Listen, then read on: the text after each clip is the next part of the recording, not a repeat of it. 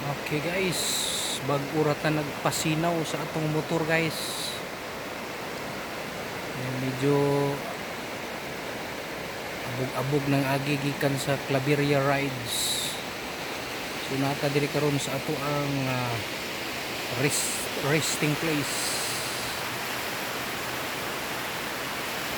Ilaya River Dike. So naraa mo ang ngalan guys, so timailahan nga I've been there. We've been there.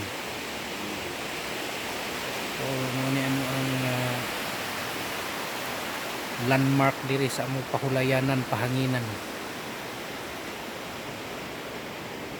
Okay, so standby sa ta diri kasinaw kay atong sunduon ang atong bata karon taon-taon. God bless.